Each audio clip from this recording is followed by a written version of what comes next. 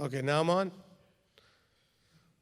Due to technical difficulties, this is a recording pre-recorded before. No, I'm kidding. Okay. All right, welcome to the Tuesday night Torah study in quarantine. I don't know what we want to say. This is kind of a little bizarre and surreal as we try to do this with like 5 people here. Everybody working and on cameras, on sound, and those kind of things. But we do want to welcome you to the Tuesday night study.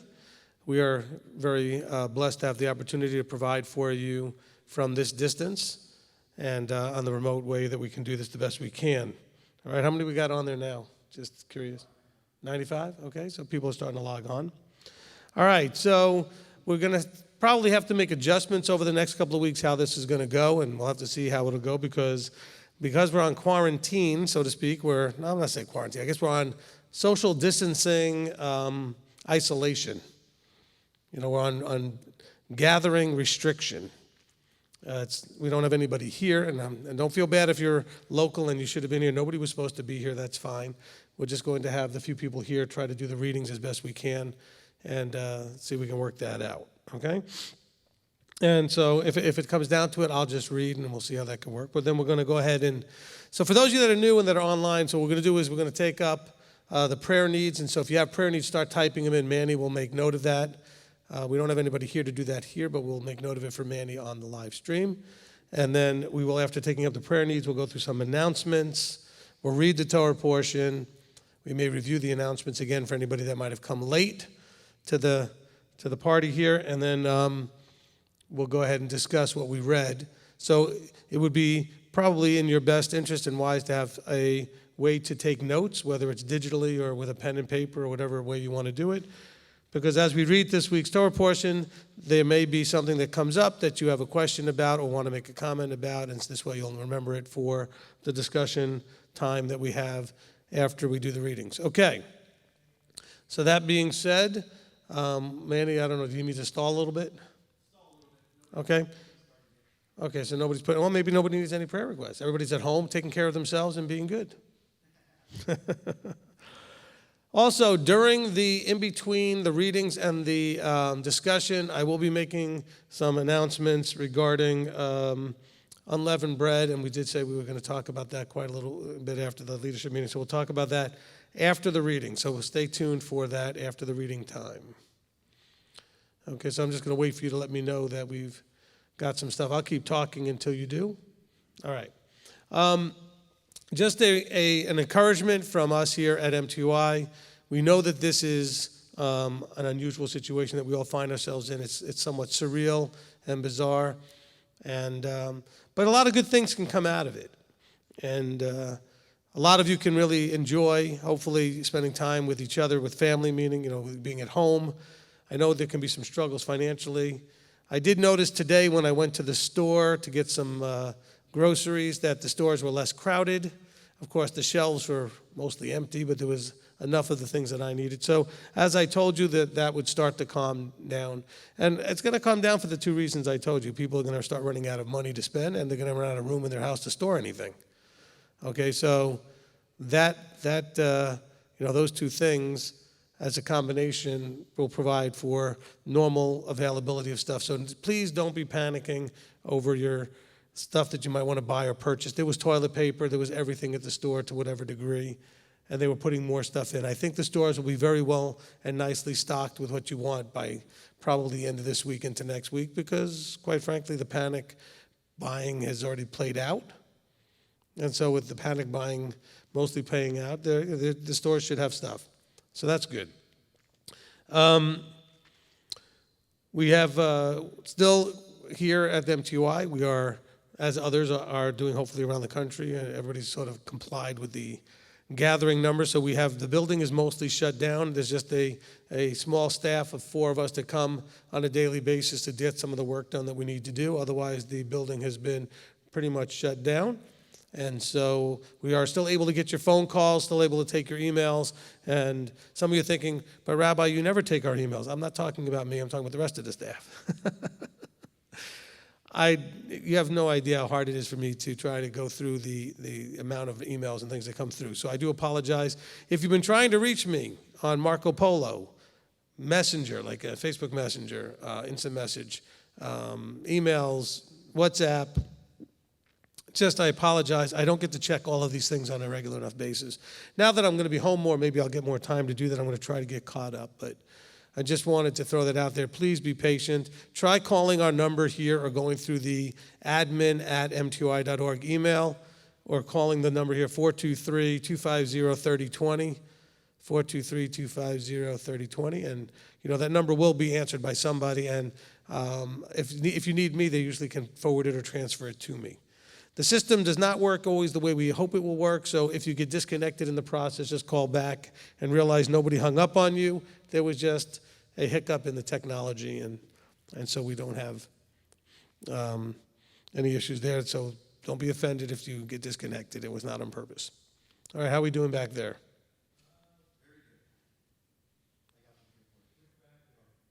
Which back there, Manny? Why, you guys having problems back there by the booth? A little bit? Okay, we're still streaming though, okay.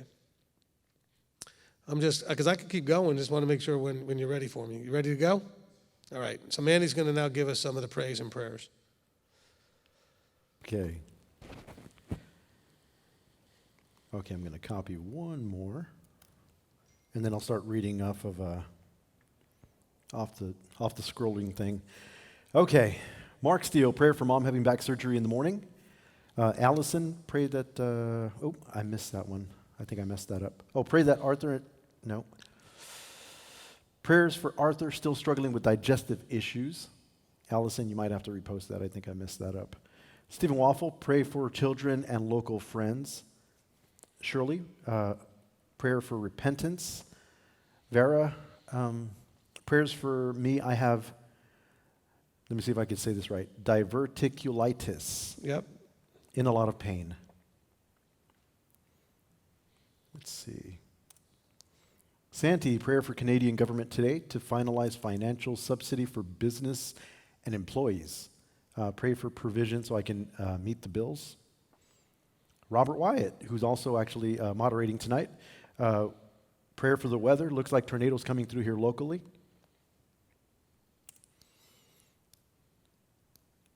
Michelle Perez, prayers for all the Marco Polo ladies and leaders and all of us to stay strong and have shalom and emunah and trust in Yahweh. Amen. Amen to that. Mesulam, prayer request that Yahweh can help us discern during studying the Torah. Thank you and shalom.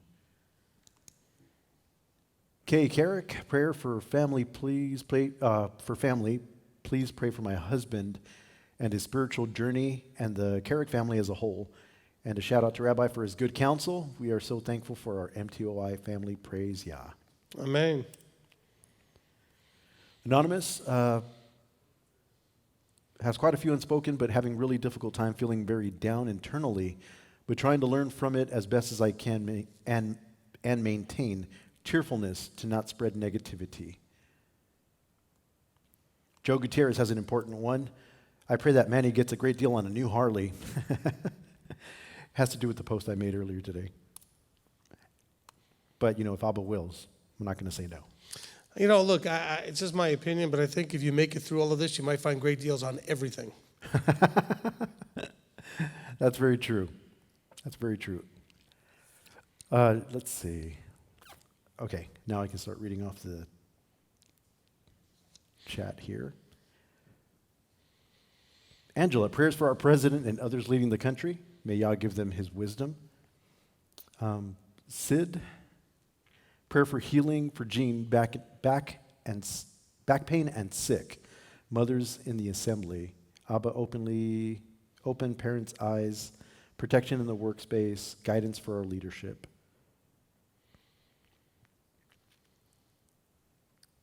Connie, please pray for the family of a 10-year-old Camila who is losing her battle to DIPG, childhood cancer.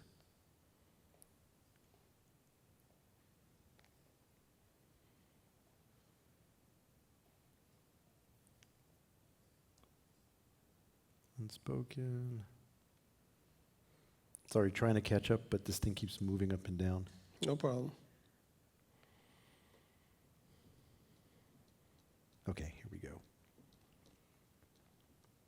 Allison would like us to pray that I only have a UTI instead of a kidney stone.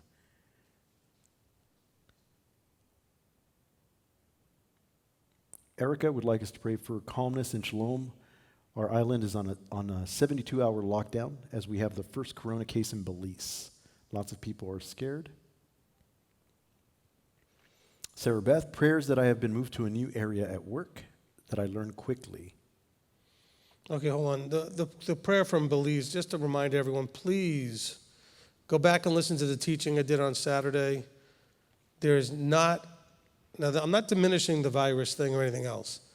I don't care what's happening in the world. There's no reason to be scared. Okay? There's a difference between being concerned and scared. There's a reason between being cautious and scared. There's a difference between a lot of these different terms. We should not, because we are children of the living Elohim, we have nothing ever to be scared of. Okay? That's not a chastisement to the person who put that in there. That's an encouragement. Okay? You may get this virus. That shouldn't be scary. You or someone you know may die from this virus. That shouldn't be scary. There's lots of things that you could die from. 7,300 people or something like that a day die from car accidents on this planet. That's not getting a whole lot of news. But should you be scared when you drive your car? No, but you should be aware that it's dangerous. Okay? So let's just be careful with that. I'm not diminishing anything about what's going on, but we, as covenanted people, should not ever have anything to be afraid of. Go ahead. Okay. Klein family, prayers for my in-laws. They were informed of testing positive for COVID-19 yesterday morning.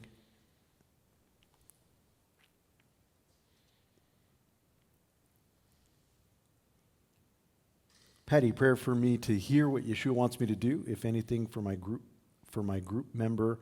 She seems to have willingly committed sins against Torah. I don't know how to or if to approach.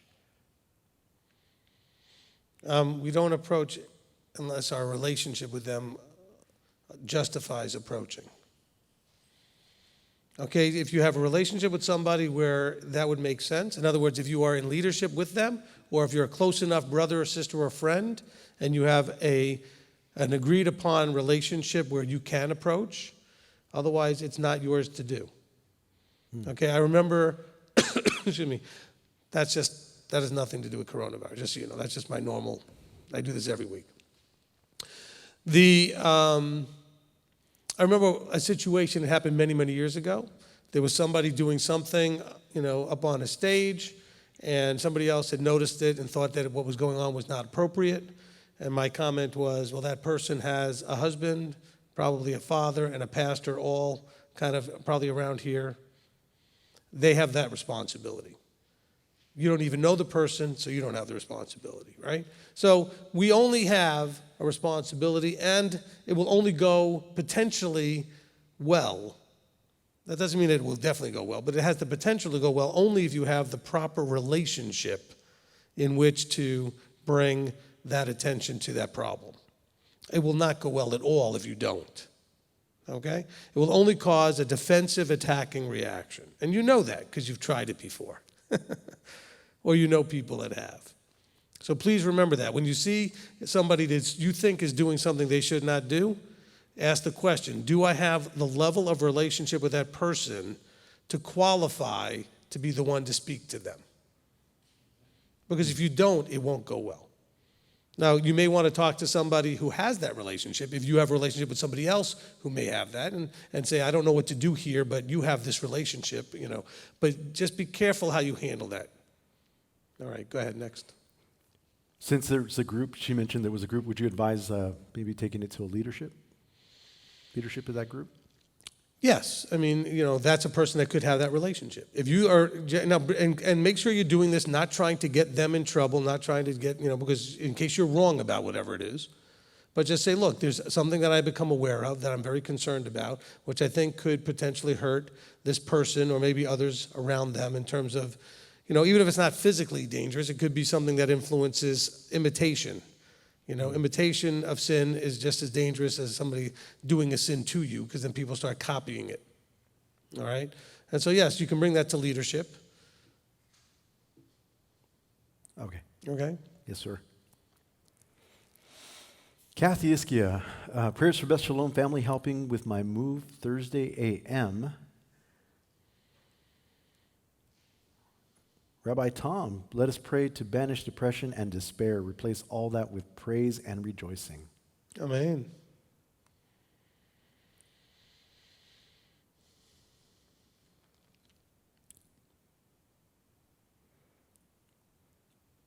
With that said, I think that's it. A lot of unspoken, plenty of unspoken, and just a lot of prayers towards what's going on around us right now. Okay. Excellent. All right. So we do want to pray for all those that have contacted us over the last couple of days since Shabbat, since we last got together. Also, I want to just praise Yah. There's a huge praise for the men that he's brought together to be part of MTOI, the leadership, because we do have these meetings on a monthly basis, and now with this sort of crisis going on in the world, we may be doing them a little bit more often until this sort of plays its way out. And we had a 4.5-hour meeting on Sunday, a couple of days ago, and you should know that there was, let me just think, about 17 or 18 leaders in the room on Zoom, as we literally were there from noon until about 4:15, almost 4:30. And so that's the level of commitment and time that the leadership has put together to try to figure out how we as servants can serve you, the body, in the most pleasing way to our Heavenly Father as we can, in the most effective way we can. And then, of course, there was the South Africa meeting in the morning that also went about 2 hours, so an hour and a half or so. So there was a lot going on Sunday, but I do want to praise our Heavenly Father and our Messiah for inspiring, leading, and guiding and bringing the men together that were part of this. Every one of these guys, every one of the men, you should be praying for always, and be very proud if you know them, if they're a part of your groups, be proud of the heart they have for you. Okay, the heart they have for their Heavenly Father. The whole group is all about one thing, and that one thing is actually two things. The one thing is we want to make sure that we're doing and teaching others to do the two great commands. That's our one thing. How can we individually and inspire you as a group to love Him with all your might, strength, being, etc., and to love each other? Okay? At the same time, providing a safety, comfortable, safe place to do all of this in, where you can grow and change and develop and transform from what you are to what He is. And so just a tremendous praise.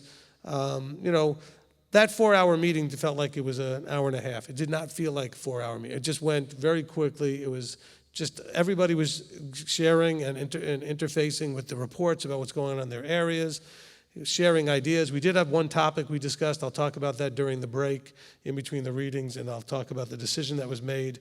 And so, this is a group of guys that gets together, and we share with each other what's happening in our local areas.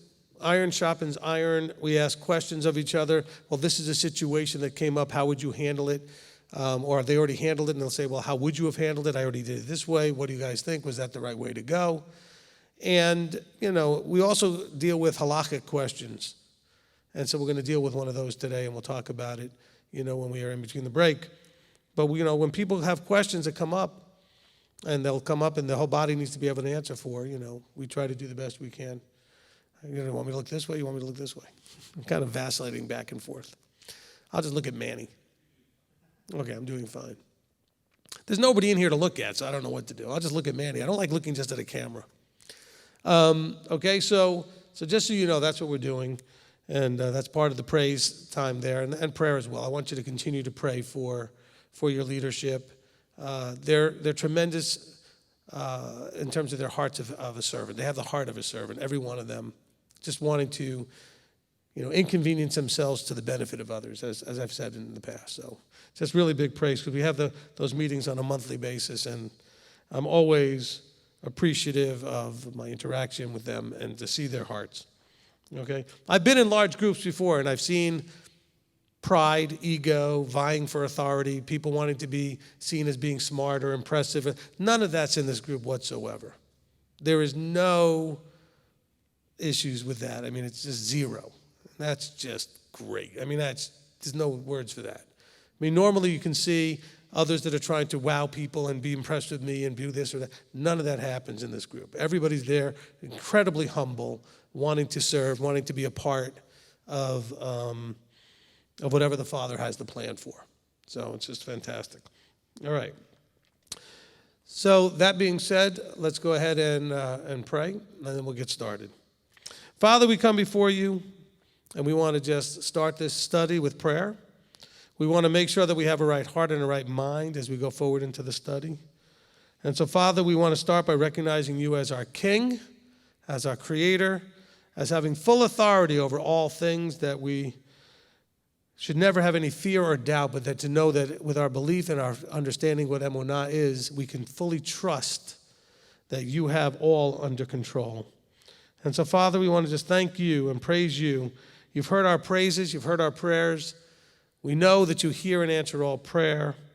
And so, Father, we appreciate that. We know that your answer is not always the way we would want to do it, but we also understand that our role is to come in line with the way you want it done, not the way we want it done. And so, Father, we thank you. We ask now that you would be with us today, guiding and leading all things, so that this study would be a blessing and a benefit in our growth and transformation into the image of Yeshua. So, Father, we thank you and praise you, giving you all glory and honor. In the name above all names, Yeshua our Messiah. Amen. Amen. Amen. All right. Thank you. At least it gives me something to look at. He put the TV on for me, so it's got the Torah Study on there with the clock ticking, so that's good. At least there's something up there. All right, so can you put on Netflix or something while I could have something else to watch, or I'm kidding. People heard me say, you put the TV on. Well, it just has a screen that says Torah Study on there, but at least it's something for me to look at. All right, so we're going to try to do this readings today. Manny, if Rob's got that, is Kurt got it on there too? All right, so then you can come up and read, right? Okay, we get you to read, Brianna can read, and I don't think Stephen wants to read, but you going to read, Marty? Okay, good. So we'll get a couple people to get up here and read. So we only have 7 readers, so if we can get a couple of you to read, some of you can read twice, we can kind of work that out. We'll get this thing read, so let's get a couple of readers up here. Okay.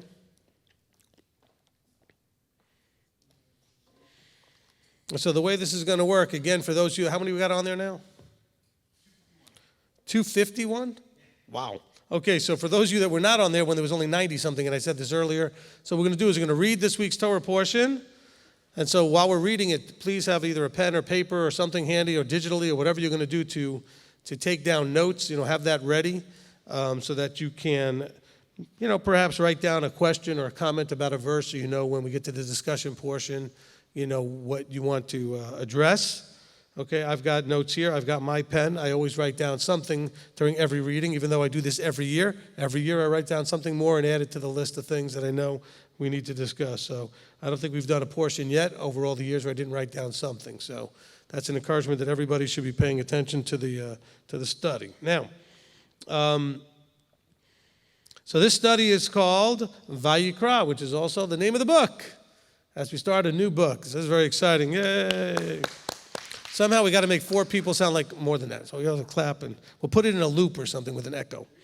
All right, so was doing Vayikra. Vayikra means what? And he called, okay? And called, or and he called, okay? Okay, because it says, and Yahweh called to Moshe. That's where it starts the book.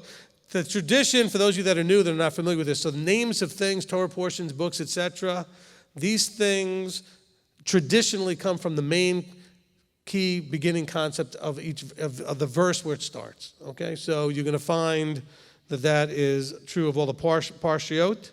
That's why you have this book is called Vayikra. The first one's called Bereshit, because Bereshit's the first word of the first book. Shemot, the beginning of Shemot, it says, and these are the names. So the book of Shemot is about the word names. So you have names there, okay? And so here we are in Vayikra. Now, this is also a book that was known as Torot Kohanim, or the Torah for the priests. Okay, the Torot Kohanim. because this book was written to the priests, all right? That's partly why they have the idea of the name Leviticus on that. That was the book name that was given through the Septuagint, okay, Leviticus. All right, when they put it into Greek. All right, so we have the readings here, so let me go ahead and get my list out so we can kind of start marking these off. I'm going to say a blessing over each reader as they come up, and then we'll go ahead and do the readings. And I guess I'll just adjust the mic stand so that you don't have to hold the mic, and we can just do it that way. All right, so first reading, Brianna, come up. And the first 3 readings are going to be whole chapters, so that makes it kind of easy. You're just going to read the whole chapter, okay? He who blessed our fathers, Abraham, Isaac, and Jacob, may he bless Brianna, who's come out to honor Yahweh in the Torah. May the set-apart one bless her and her family and send blessing and prosperity on all the works of her hands. Amen. Okay, Brianna's going to read chapter 1.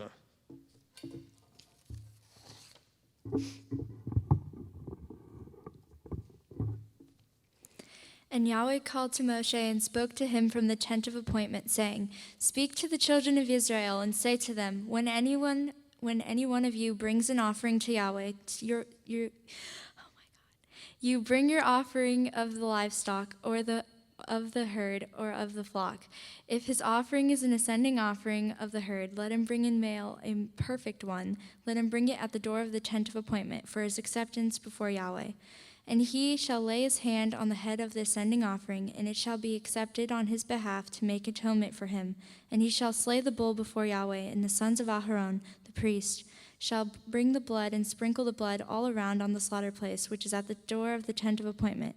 And he shall skin the ascending offering and cut it into pieces. And the sons of Aharon, the priest, shall put fire on the slaughter place and lay the wood in the order on the fire. And the sons of Aharon the priest shall arrange the pieces with the head on the fat, on the wood which is on the fire, on the slaughter place. But its entrails and its legs he washes with water. And the priest shall burn all on it on the slaughter place as an ascending offering, an offering made by fire, a sweet fragrance to Yahweh. And if his offering is from the flock, from the sheep, or from the goats, as an ascending offering, let him bring a male, a perfect one. And he shall slay it on the north side of the slaughter place before Yahweh. And the sons of Aharon the priest shall sprinkle its blood on the slaughter place all around, and he shall cut it into pieces with its head and its fat, and the priest shall arrange them on the wood which is on the fire of the slaughter place. But the entrails and the legs he washes with water, and the priest shall bring in all and burn it on the slaughter place. It is an ascending offering and an offering made by fire, a sweet fragrance to Yahweh. And if the ascending offering of his offering to Yahweh is of birds, and he shall bring his offering of turtle doves or young pigeons, and the priest shall bring it to the slaughter place, and shall wring it off its head, and burn it on the slaughter place, and its blood shall be drained out at the side of the slaughter place, and he shall remove its crop with its feathers and throw it beside the slaughter place on the east side into the place for ashes, and he shall split it at its wings, but not sever it. And the priest shall burn it on the slaughter place on the wood that is on the fire. It is an ascending offering, an offering made by fire, a sweet fragrance to Yahweh.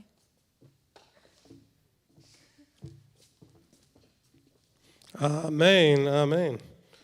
Okay, just a note to those readers, you can go slower, it's okay. I read way too fast and I trip over verses all the time, have to repeat myself. So you have 2 choices. You can either read slower or not be embarrassed.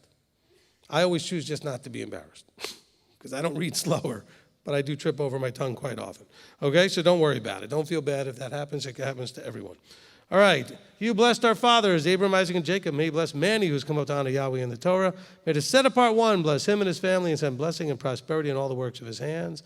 Amen. Okay, you're going to take us now to read the entirety of chapter 2. Chapter 2. I don't know what it is whenever I know people are watching, I want to touch my face. Like it's that pressure. Everything itches now. All right. And when anyone brings a grain of offering to Yahweh, his offering is to be of fine flour. And he shall pour oil on it and put frankincense on it. And he shall bring it to the sons of Aharon the priest, and he shall take it from his hand, filled with fine flour and oil with all the frankincense. And the priest shall burn it as a remembrance portion on the slaughter place, an offering made by fire, a sweet fragrance to Yahweh. And the rest of the grain offering is for Aharon and his sons, most set apart of the offerings to Yahweh by fire. And when you bring as an offering a grain offering baked in the oven, it is of unleavened cakes of fine flour mixed with oil, or unleavened thin cakes anointed with oil. But if your offering is a grain offering on the griddle, it is of fine flour, unleavened, mix it with oil. Divide it into bits and pour oil on it. It is a grain offering. And if your offering is a grain offering in a stewing pot, it is made of fine flour with oil. And you shall bring to Yahweh the grain offering that is made of these, and shall present it to the priest, and he shall bring it to the slaughter place. And the priest shall take it from the grain offering, a remembrance portion, and burn it on the slaughter place, an offering made by fire, a sweet fragrance to Yahweh. And the rest of the grain offering is for Aharon and his sons, most set apart of the offerings to Yahweh made by fire. No grain offering which you bring to Yahweh is made with leaven, for you do not burn any leaven or any honey in an offering to Yahweh made by fire. Bring them to Yahweh as an offering of first fruits, but they are not burned on the slaughter place for a sweet fragrance. And season with salt every offering your grain. Let me try that again. And season with salt every offering of your grain offering, and do not allow the salt of the covenant of your Elohim to be lacking from your grain offering. With all your offerings you bring salt. And if you bring a grain offering of your first fruits to Yahweh, bring for the grain offering of your first fruits green heads of grain roasted on the fire, crushed heads of new grain. And you shall put oil on it and lay frankincense on it. It is a grain offering. And the priest shall burn the remembrance portion from its crushed grain and from its oil, all the frankincense, an offering made by fire to Yahweh.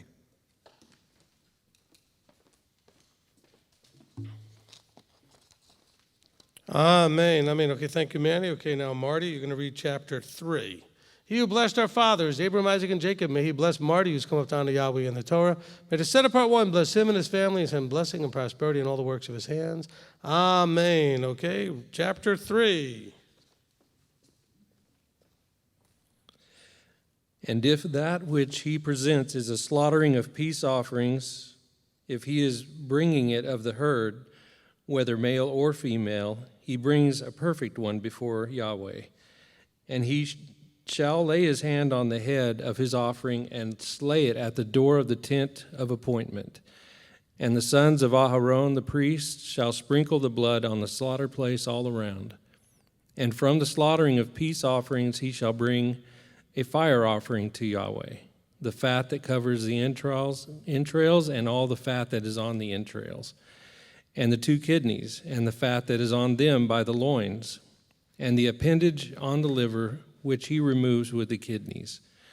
And the sons of Aharon shall burn it on the slaughter place upon the ascending offering, which is on the wood, which is on the fire, as an offering made by fire, a sweet fragrance to Yahweh. And if that which he presents is from the flock, for a slaughtering of peace, offerings to Yahweh, male or female, he brings a perfect one. If he is bringing a lamb as his offering, then he shall bring it before Yahweh, and shall lay his hand on the head of his offering and slay it in front of the tent of appointment. And the sons of Aharon shall sprinkle its blood on the slaughter place round about. And from the slaughtering of peace offerings he shall bring near, as a fire offering to Yahweh, its fat, all the fat tail which he removes close to the backbone, and the fat that covers the entrails, and all the fat that is on the entrails, and the 2 kidneys, and the fat that is on them by the loins, and the appendage on the liver, which he removes with the kidneys. And the priest shall burn them on the slaughter place as food, an offering made by fire to Yahweh. And if his offering is a goat, then he shall bring it before Yahweh, and shall lay his hand on its head, and slay it before the tent of appointment. And the sons of Aharon shall sprinkle its blood on the slaughter place all around. And from it he shall bring his offering as an offering made by fire to Yahweh, the fat that covers the entrails and all the fat that is on the entrails. and the 2 kidneys, and the fat that is on them by the loins, and the appendage on the liver, which he removes with the kidneys. And the priest shall burn them on the slaughter place as food, an offering made by fire for a sweet fragrance. And the fat belongs to Yahweh. An everlasting law throughout your generations in all your dwellings. You do not eat any fat or any blood. Amen. Amen. Okay, we can do another round. Come on up.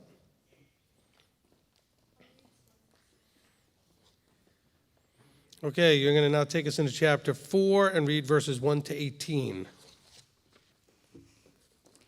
And Yahweh spoke to Moshe, saying, Speak to the children of Israel, saying, When a being sins by mistake against any of the commands of Yahweh, which are not to be done, and shall do any of them, if the anointed priest sins, bringing guilt on the people, then he shall bring to Yahweh for his sin, which he has sinned, a young bull, a perfect one, as a sin offering. And he shall bring the bull to the door of the tent of appointment before Yahweh, and shall lay his hand on the bull's head, and shall slay the bull before Yahweh. And the anointed priest shall take some of the bull's blood, and bring it to the tent of appointment. And the priest shall dip his finger in the blood, and sprinkle some of the blood 7 times before Yahweh, in front of the veil of the set-apart place. And the priest shall put some of the blood on the horns of the slaughter place of the sweet incense before Yahweh, which is in the tent of appointment, and pour all the blood of the bull at the base of the slaughter place of the ascending offering, which is at the door of the tent of appointment. Then he takes all the fat of the bull as a sin offering, the fat that covers the entrails, and all the fat which is on the entrails, and the 2 kidneys, and the fat that is on them by the loins, and the appendage on the liver, which he removes with the kidneys, as it was taken from the bull of the slaughtering of peace offerings, and the priest shall burn them on the slaughter place of the ascending offering. But the skin of the bull, and all its flesh, with its head and legs, its entrails and dung, all of the bull he shall bring outside the camp to a clean place where the ashes are poured out, and burn it on wood with fire. Where the ashes are poured out, it is burned. And if the entire congregation of Israel strays by mistake, and the matter has been hidden from the eyes of the assembly, and they have done against any of the commands of Yahweh which are not to be done, and shall be guilty, when the sin which they have sinned becomes known, the assembly shall bring a young bull for the sin, and bring it before the tent of appointment. And the elders of the congregation shall lay their hands on the head of the bull before Yahweh, and the bull shall be slain before Yahweh. And the anointed priest shall bring some of the bull's blood to the tent of appointment, and the priest shall dip his finger in the blood, and sprinkle it 7 times before Yahweh in the front of the veil. And put some of the blood on the horns of the slaughter place, which is before Yahweh, which is in the tent of appointment, and pour all the blood at the base of the slaughter place of the ascending offering, which is at the door of the tent of appointment. Amen. Amen. Okay, thank you. Okay, Manny's going to come back up, and you're going to take us from verse 19 to the end of chapter 4. 19 to the end of chapter 4? Yep. 19 to 35. Oh, chapter 4, 19 Oh, to the end. to the end of chapter 5, or to chapter 5, sorry. Right. Got it. All right. Then he takes all the fat from it, and shall burn it on the slaughter place. And he shall do with the bull as he did with the bull as a sin offering. So shall he do it.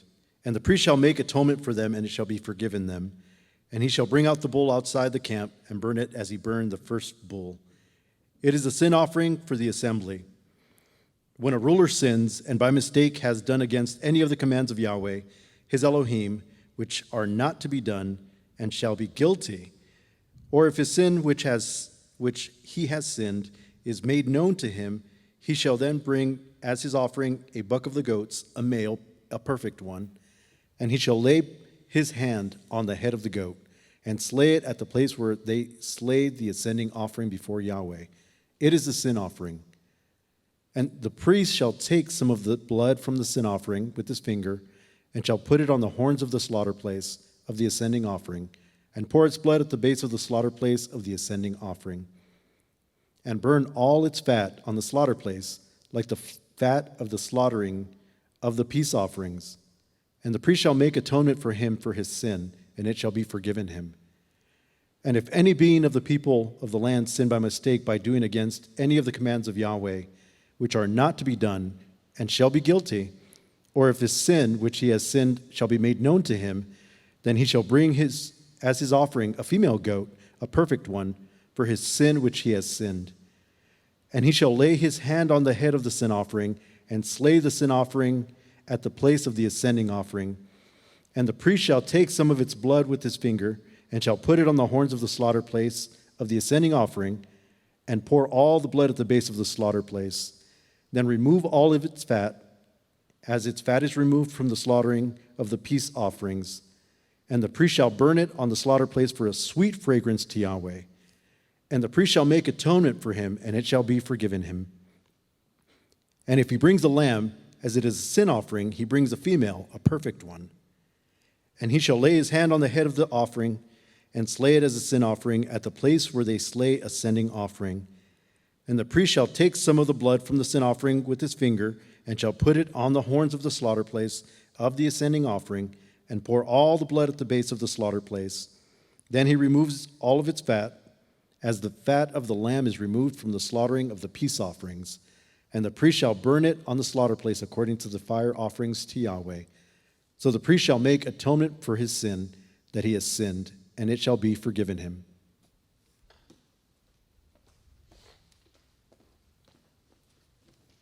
All right, Tommy. He who blessed our fathers, Abraham, Isaac, and Jacob, may he bless Tommy, who's come up to honor Yahweh in the Torah. May the set-apart one bless him and his family and send blessing and prosperity in all the works of his hands. Amen. Okay, you're going to take us now to chapter 5 and read verses 1 through 13. I mean, if you feel like really reading a bunch, you could just take the whole ending of this. Okay, take it from chapter 5 all the way to chapter 6, verse 7. All right, we'll just have you finish it up. Since you only read once anyway. And when a being sins in that he has heard the voice of swearing, and is a witness, or has seen or has known, but does not reveal it, he shall bear his crookedness. Or when a being touches any unclean matter, or the carcass of an unclean beast, or the carcass of unclean livestock, or the carcass of unclean creeping creatures, and it has been hidden from him, he is unclean and guilty. Or when he touches uncleanness of any man, any of his uncleanness by which he is unclean, and it has been hidden from him, when he shall know it, then he shall be guilty. Or when a being swears, speaking rashly with his lips to do evil or to do good, whatever it is that a man swears rashly with an oath, and it has been hidden from him, when he shall know it, then he shall be guilty of one of these. And it shall be, when he is guilty of one of those, that he shall confess that in which he has sinned, and shall bring his guilt offering to Yahweh for his sin which he has sinned, a female from the flock, a lamb or a female goat as a sin offering. And the priest shall make atonement for him for his sin. And if he is unable to bring a lamb, then he shall bring to Yahweh, he who has sinned, 2 turtle doves or 2 young pigeons, one for a sin offering and the other for an ascending offering. And he shall bring them to the priest, who shall bring near that which is for the sin offering first, and nib off its head from its neck, but not sever it. And he shall sprinkle some of the blood of the sin offering on the side of the slaughter place, and the rest of the blood shall be drained out at the base of the slaughter place. It is a sin offering. And he shall prepare the second as an ascending offering according to the right ruling, and the priest shall make atonement for him for his sin which he has sinned, and it shall be forgiven him. But if he is unable to bring 2 turtle doves or 2 young pigeons, then he who sinned shall bring for his offering 1/10 of an ephah of fine flour as a sin offering. He puts no oil on it, nor does he put any frankincense on it, for it is a sin offering. And he shall bring it to the priest, and the priest shall take his hand filled with it as a remembrance portion, and burn it on the slaughter place according to the offerings made by fire to Yahweh. It is a sin offering. Excuse me. Just a second. Got something in my eye. And the priest shall make atonement for him for his sin that he has sinned in any of these, and it shall be forgiven him. And it shall be the priest like a grain offering. And Yahweh spoke to Moshe, saying, when a being commits a trespass and has sinned by mistake against the set-apart matters of Yahweh, then he shall bring to Yahweh as his guilt offering a ram, a perfect one from the flock, with your valuation in shekels of silver according to the shekel of the set-apart place as a guilt offering.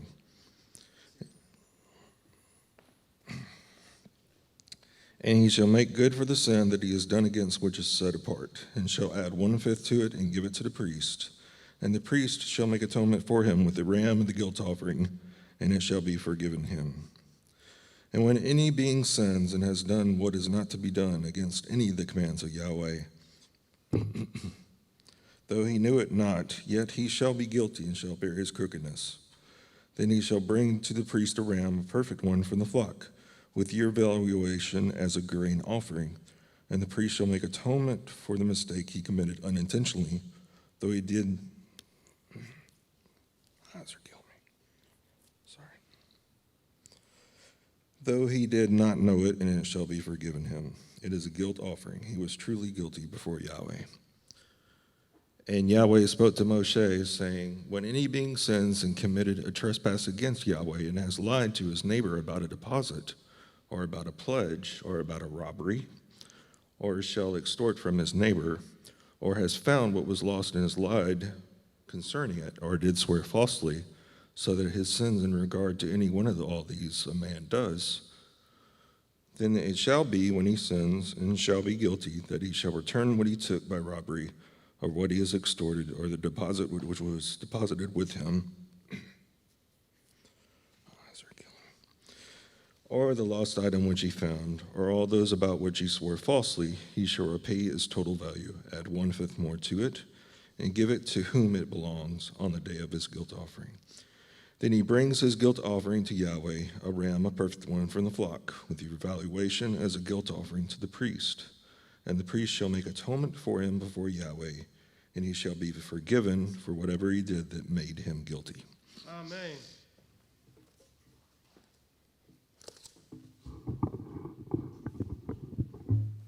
Amen. Amen. Okay, thank you to all the readers, and we'll pray for Tommy's eyes.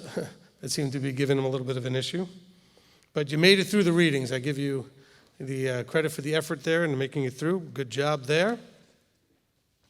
Some of you may wonder, why do I close the larger scriptures and pull out the smaller one? Because the smaller one's the 98 version, and I prefer that to the 2009. It's what my brain thinks in, so I switched to that.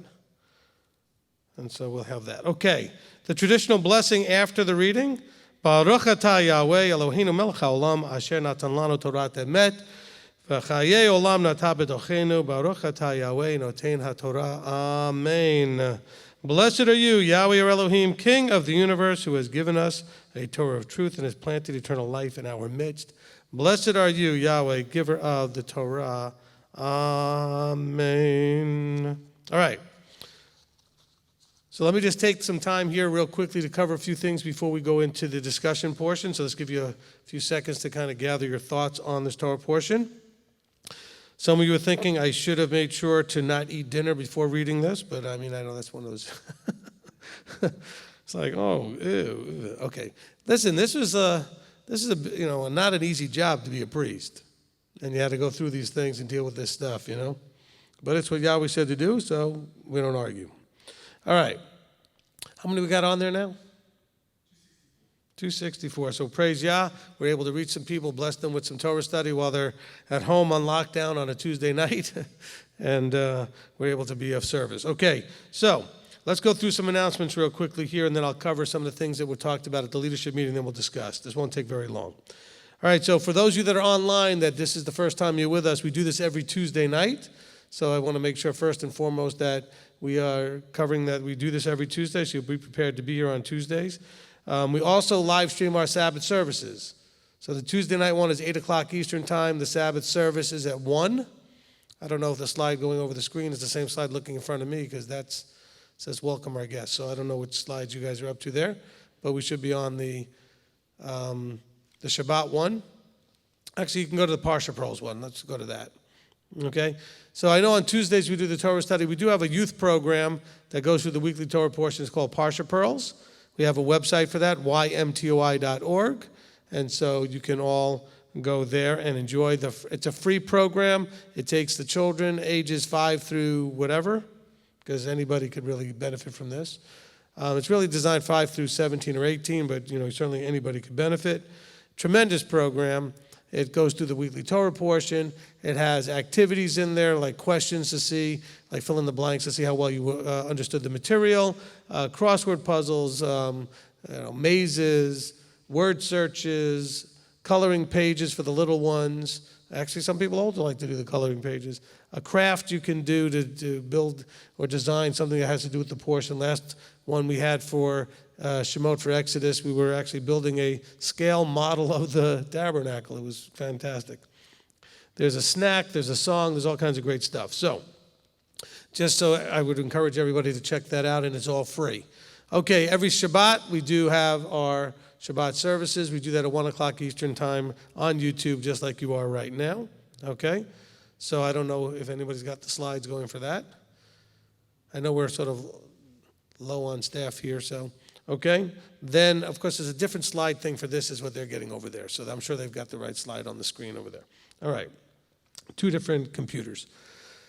Okay. Then, of course, we have coming up on March the 25th, that is our Rosh Chodesh service. Okay, Rosh Chodesh service. And so that's going to be 8 o'clock Eastern time. We are not having the meal we were planning because of all of this lockdown stuff, but we will be meeting on the 25th, which is, by the way, tomorrow. So we'll be back here tomorrow to do our Rosh Chodesh service, and that'll be 8 o'clock Eastern time. Okay, then we have Passover. So Passover is kind of an interesting situation, so you can go ahead and change the slide. We are trying to make the best possible plan for this. So what we're going to plan to do, maybe I'll just do this tomorrow night. After all, we got the Rosh Chodesh people here. Maybe I can plan for that. That may be a really good idea. So we'll do Rosh Chodesh service tomorrow night. And Marty, I know you just kind of, okay, so what if we tomorrow night, after Rosh Chodesh service, I could just do a quick walkthrough of the Haggadah for people? And so we could kind of stop the live stream, start a new one, and people will just know to go to that, and I'll just do a quick walkthrough so that if people download our Passover Haggadah, they'll know what to do for the Passover. Okay, so I'm already going to be here. We'll have the cameras going. We could do that. All right, so we'll try to do that tomorrow night. So we can just let people know that tomorrow night, after the Rosh Chodesh service, so the service itself doesn't go very long. The service is about 15 minutes. I usually talk a little bit, and then afterwards I could do a quick walkthrough. The Passover Haggadah is downloadable on the MTOI.org website. Okay, so you can download the Passover Haggadah. Will help you walk through the order of service for the Passover meal. Okay, so you should have that without a problem. We are not having anywhere within MTOI any gatherings for the Passover, unless they change things between now and April 8th, which I think is probably going to get worse, not better, at least as the numbers continue to climb as they do more testing. So I will find it unlikely at this point that by April 8th there would be any likelihood that we'll be doing gatherings. If anything changes, we've got 2 more Shabbats and a couple more Torah studies to announce to you. But at this point, we are expecting that there won't be any gatherings. You could do these things, obviously, by yourselves in your house, and you should be doing it by making sure that you've talked to any leadership that you have to discuss and make sure that you are doing it. Now, let's be clear. This is clear. There shouldn't be a problem because of the lockdown, but let's be clear that this is something that is not for the public. Okay, the Passover meal is a covenantal thing. Read Exodus chapter 12, and you can see towards verses, I think, 47, 48. It's for covenanted people only. The phrasing there is circumcised only, but this has to do with being covenanted, okay? So we don't invite the Goyim, the Gentiles, the friends, the family members that are uncovenanted to this meal. Just so you understand. Now, of course, being on lockdown for the most part, nobody's inviting anybody to anything, but just so you know for future reference. Okay? Now, also with the Passover, so I'll add this into the announcements here. Some of you asked a question about dealing with, this came up last Saturday, what about all the leavened products and the fact that the stores are all shutting down and everything else? Look, We have 2.5 weeks. Well, actually, from today, it's 2 weeks from today. Passover or tomorrow. It's Wednesday night, the 8th. So 2 weeks from tomorrow is Passover. All right? So in 2 weeks, I don't see how you shouldn't have enough time to eat all your leaven. Oh, but Rabbi, I ran out in my panic and bought 47 loaves of bread. Okay? We just read a chapter about guilt offerings and foolish sins by mistake. And all right. Some of you went and made a mistake. I get that. All right? Let's see what we can do. Our policy has always been one of scriptural-based maximalism. In other words, we want to do the most we can to comply with and adhere to whatever Yahweh said. So make the effort to, and this is something we should be doing anyway. I mean, I should always make these announcements in advance. My wife always took all of the leaven stuff that was non-refrigerated, non-freezer, and put it out on the counter a couple of weeks before to say, eat this first. And so we knew all that stuff was pulled out where we could see it and know to eat it. And then we also would get a sort of a list of what was in the refrigerator, what was in the refrigerator and freezer that had leaven. If you don't know what leaven is, if you don't know what to get out of your refrigerator, etc., then what you need to do is listen to the teaching, Passover Q&A Part 1. Okay? And if you go on our YouTube channel, it's right there on the page, a list of all of the Passover-related teachings. It's the first one in the list. Okay, Passover Q&A Part 1. And it talks about what leaven is. It talks about chametz, it talks about sior, the two words that it talks about within the instructions about unleavened bread and about the Passover. Okay, so keep that in mind. Number 2, and I will talk more about this to a certain degree maybe when we go through the Haggadah tomorrow night. Number 2, okay, if you get to the point next week, 2 weeks or whatever, as we get close to the Passover, where you have this, because you made a mistake and you bought an abundance of leavened stuff and etc. And if somehow the country seems like it's going on full lockdown, which at the moment it's not, the stores are all working and you can all go to them and there's plenty of food. So it's not like we're worried about a panic about there not being food. Then we will have maybe more to say about what to do with that leaven. For right now, all the normal rules apply. Make every effort to eat it. Keep the stuff in your freezer, so that it doesn't spoil, and just try to eat it as you can. Make as much different things as you can with the bread that you bought. Okay? Listen, you made a mistake, so you made a mistake. If you need specific counseling, there shouldn't have been a lot of you that made that mistake. So the few of you that did, the thing to do is counsel. Call your local leader or call me. Local leader doesn't mean your senator or your governor. That means your rabbi or your congregation leader.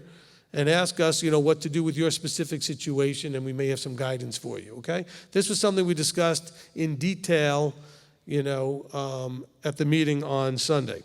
And so really what we want to make sure to tell you is you still have 2 weeks. Make the effort, and we'll monitor things. Might we have something else to say if this goes into a full-on lockdown and the food supply chains get shut down and other things? Perhaps. We already talked about what to do if that happens. But that's not a decision we're going to make until we get there. So for right now, this is the guidance. This is the Deuteronomy 17 guidance. The guidance is stay the course, do what we're supposed to do, but don't throw anything out. Okay? You don't have to throw anything out literally until the day of. Because as a matter of fact, it says that in one of the verses that on the first day you're going to get all the leaven out of your house. Okay? So you have time to get rid of it. Eat as much as you can. Don't throw anything out, unless, of course, it's expired or whatever, but don't throw anything out that you don't need to. And wait and see if there's any further guidance based on what happens in the world. Some of you may be thinking, what does the world have to do with Torah observance? It does, but it doesn't, okay? Just wait. Right now, our guidance is to do what you need to do to try to be compliant with the instructions. Now, we are dealing with some unique things, just so you know. We are absolutely not in Moses' day. We're not in Yeshua's day. Things are different. That doesn't change that Torah is not relevant. It's completely relevant. But they didn't have refrigeration, so they couldn't store up 7 or 8 loaves of bread thinking in a panic that there wouldn't be any bread. You can. Anything they made, they would have to eat or it would spoil and go bad. And so we don't have that problem. We can store things. And so that's a whole different process. And actually, your bread that you buy that's processed and treated lasts a whole lot longer than the stuff they would fresh make. Because if you ever go to the bakery and you buy the fresh made stuff, it doesn't last as long as the other stuff. all right? And so this is a very heartfelt discussion that we had, and all of us agree that we want to try as best we can to make sure that we do nothing to spin, twist, or undermine Torah observance. All right? But like I said, we have to observe also to see what the world does, as we may end up on a harsher lockdown. Right now, it doesn't look that way. Okay? But we have 2 weeks, which means we're going to have 2 more Shabbats before that Wednesday and a couple of Torah studies. All right? So there's plenty of time. So what I'm telling everybody is don't throw anything out. I mean, if you want to, go ahead. But if you feel like you might need that for whatever reason, don't throw it out. What I will promise you is we will never make a decision that would allow you to eat it during unleavened bread. Okay? We may figure out some other thing that might be able to be handled in that contingency to store it in some way, but you will never be given permission to eat it. The guidance, though, and don't misread me, don't listen to anything other than that. Don't just keep it later hoping I'm going to make some decision that helps you. Try to eat the leaven and be rid of it in the next 2 weeks. All right? Hopefully that was clear as mud, and we get that all worked out. Now, all right. At least Rick laughed. Okay.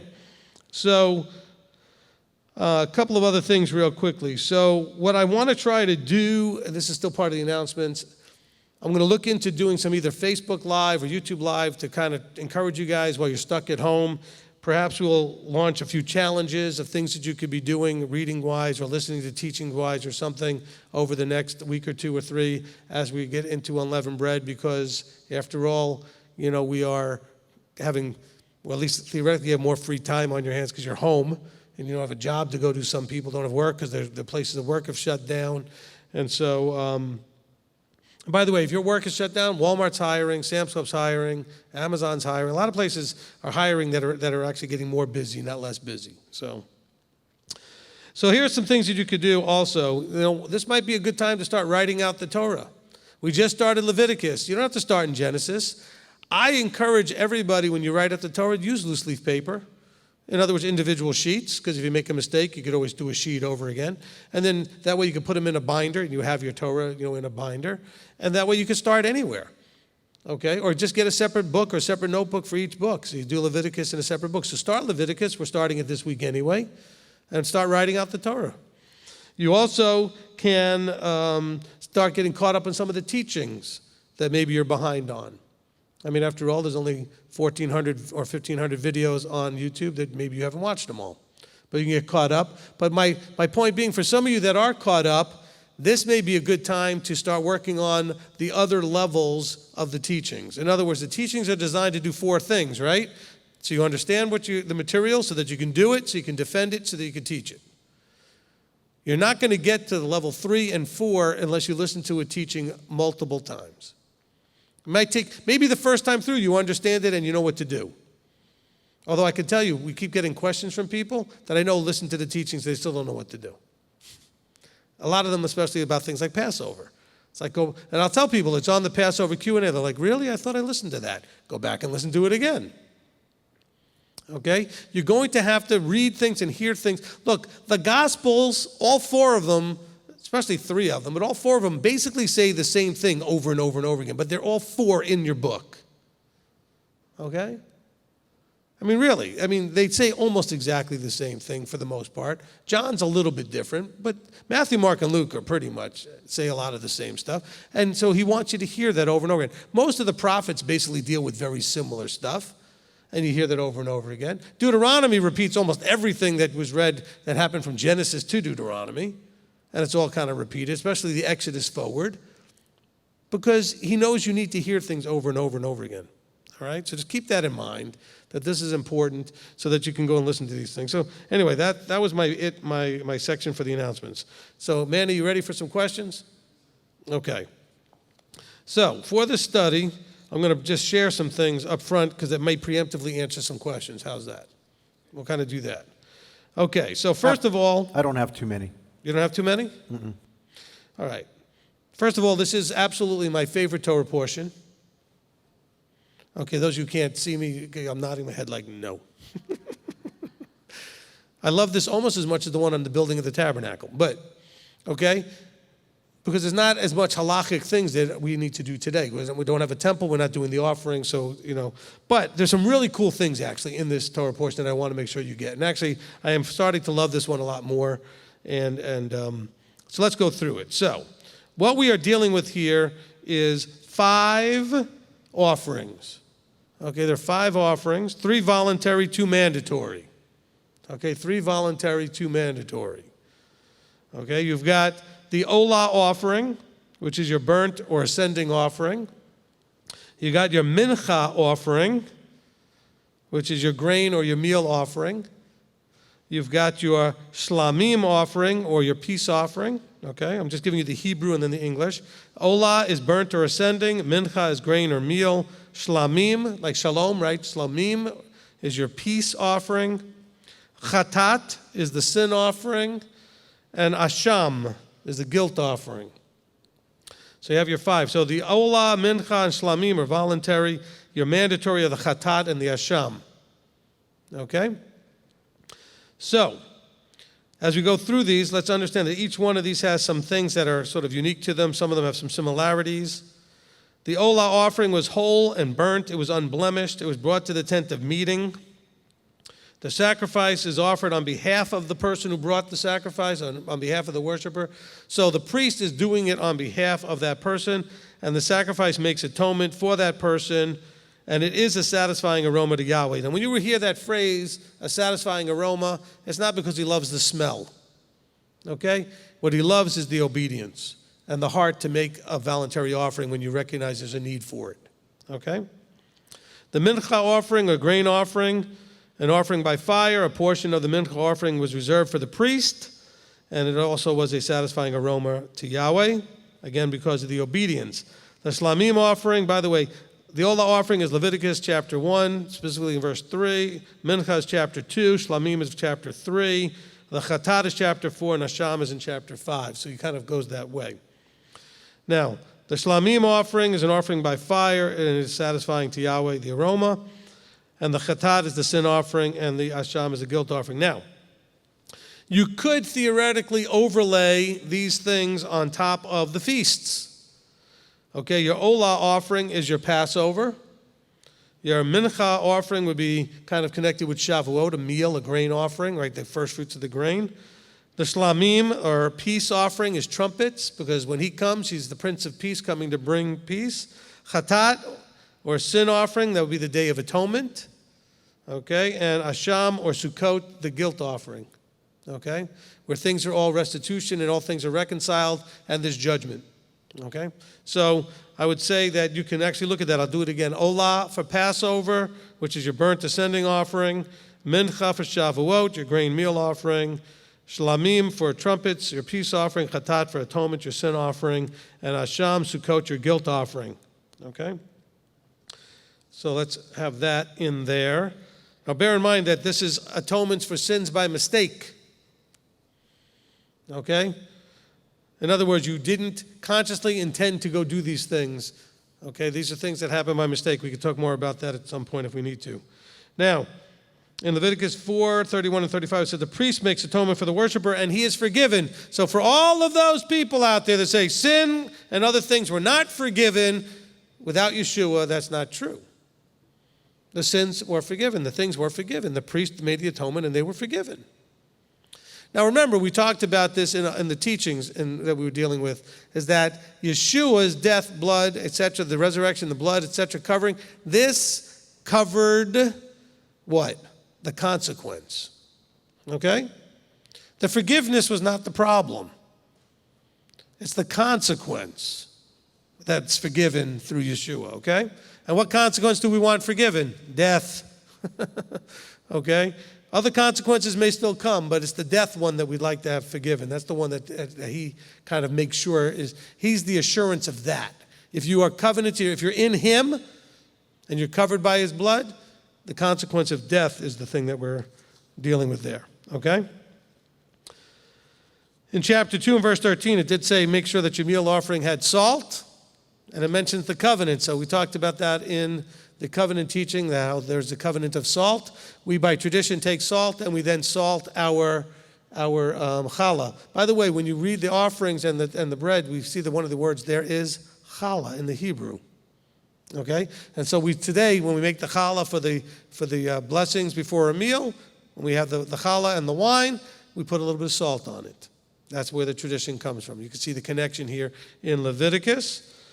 Also, since today we don't have the temple in its service, we know in Daniel 6 that Daniel prayed 3 times a day. Daniel 6:10. And Judaism today still maintains 3 services a day. You have the shacharit service in the morning, which is the morning prayers. That also corresponded to the morning sacrifices. You have the morning and afternoon, or morning and evening. They say evening, but it's really afternoon, the way the word plays out. Morning and afternoon sacrifices. Okay, the shacharit, the afternoon sacrifices are called mincha, just like the mincha offering. And then you have ma'ariv, and ma'ariv is the evening prayer service. This is done after sundown. This one is not connected to any of the sacrifices.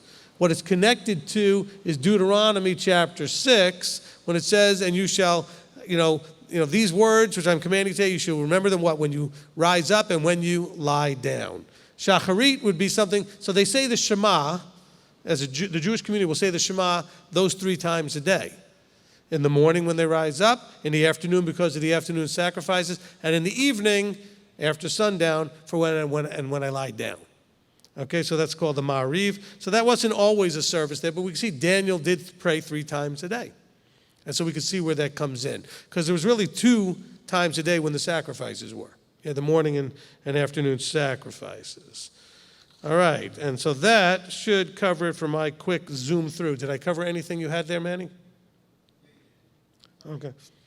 Some of it? Okay, now you can ask your questions. If you did more, let me know. I just Okay. heard a couple of things. Okay. Okay, first one, Stephen Waffle, Leviticus 1:1.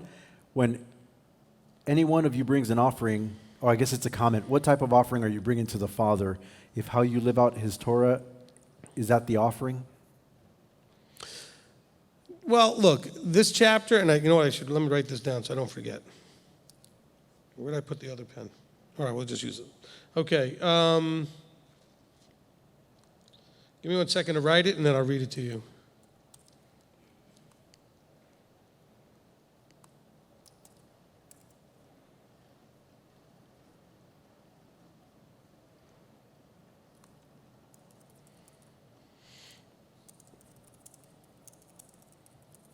You'll have to be patient here, I'm sorry.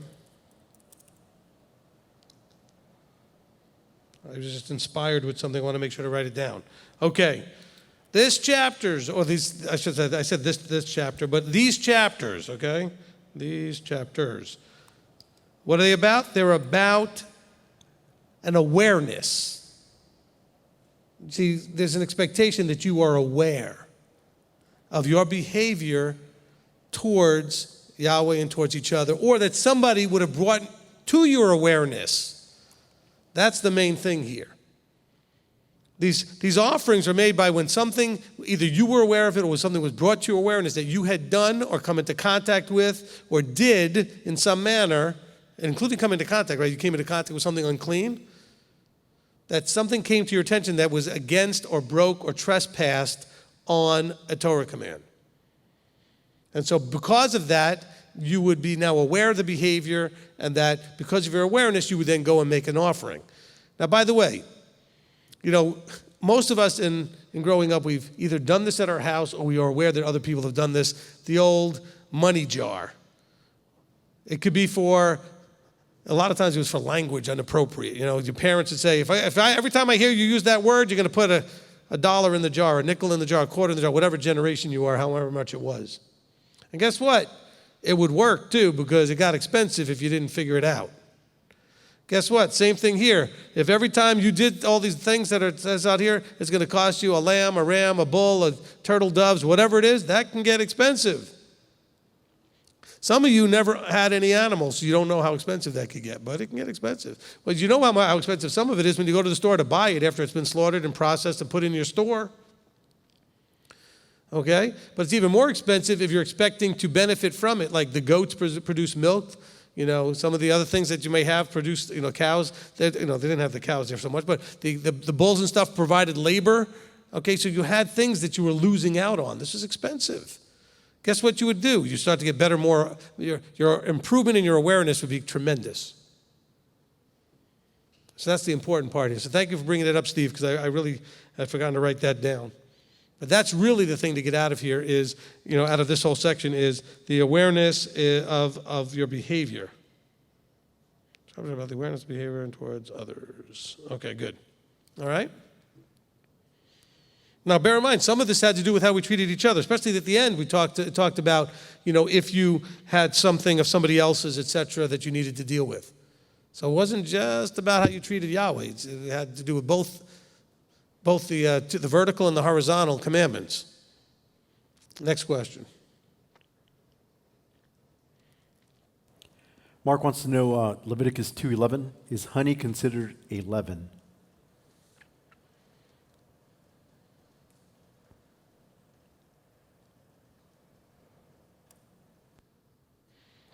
No, it's not considered leaven, but there's another reason, I guess, to put the honey in there.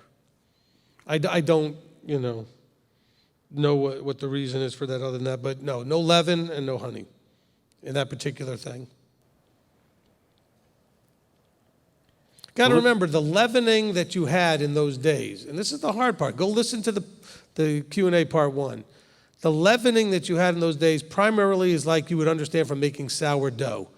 It was a pinch or a piece from the previous bread that was then stuck into the dough to leaven it. They didn't use a bag or a jar of yeast that they got at the store.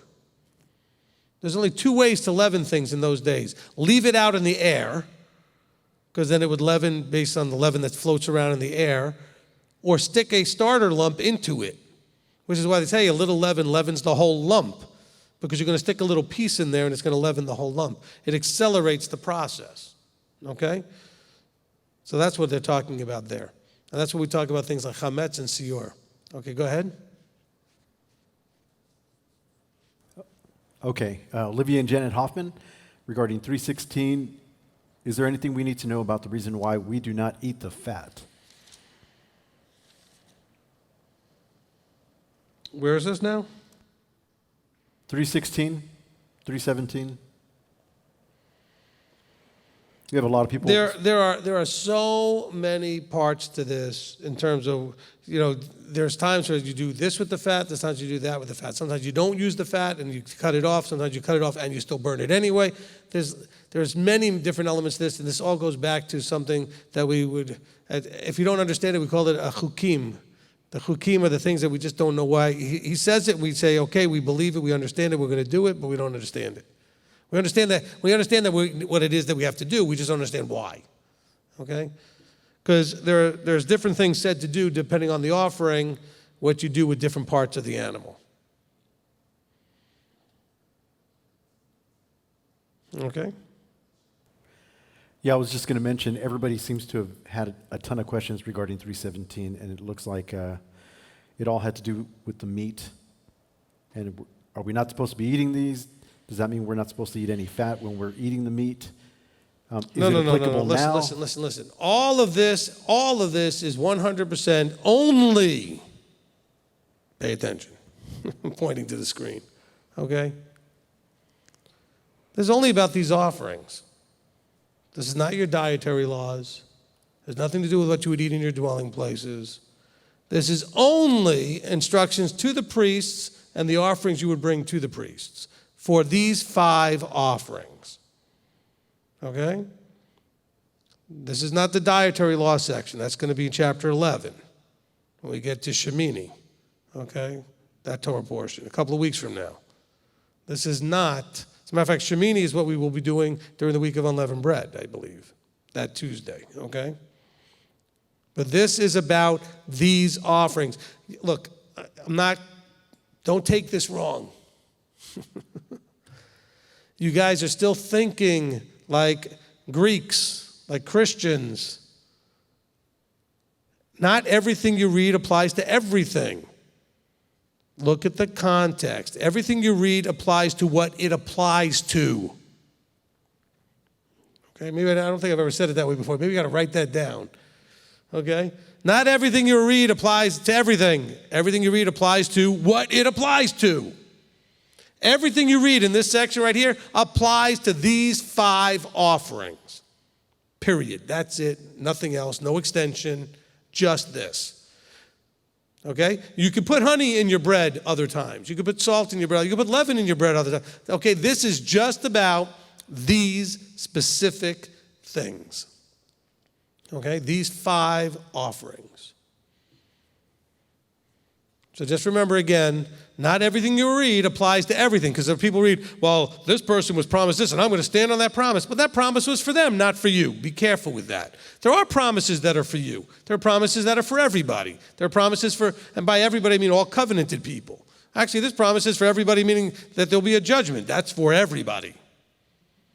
Okay, there are things that he says and he promises that apply to different amounts of people, different groups of people. Sometimes they only apply to people during certain time periods because it's about that specific thing.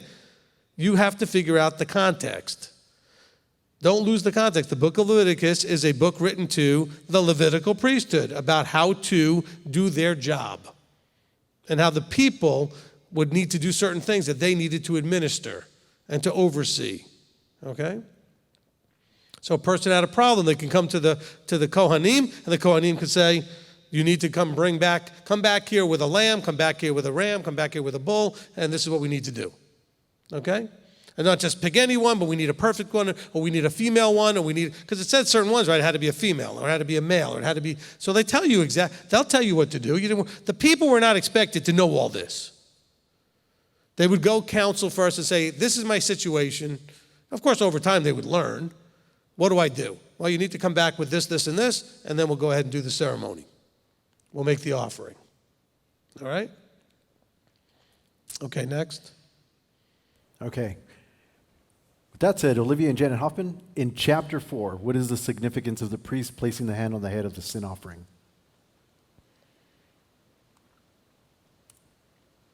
All right, I know that it's there, but I'm just curious where it says.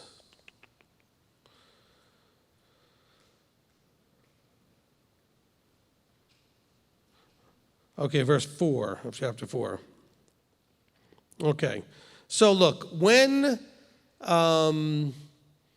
these ceremonies were done, okay, the idea of putting the hand on it was about transferring whatever the consequence of the sin was now to the animal, okay, so to speak. You had earned death, you had sinned, you had done something that broke Torah, and so for that forgiveness, there was the laying on the hand on the head of the animal, that would be a substitutionary thing. All right, so they put the hand on the animal. Okay? You know the phrase, may this be on your head? That was an old phrase, used to be used all the time. Now you understand where that phrase came from. Placing something on someone's head. Okay? In other words, ownership of it now transfers over to the animal, so to speak. All right? Shaquez Lee had a question about 4:13. Is there a difference here between the entire congregation of Israel and the assembly?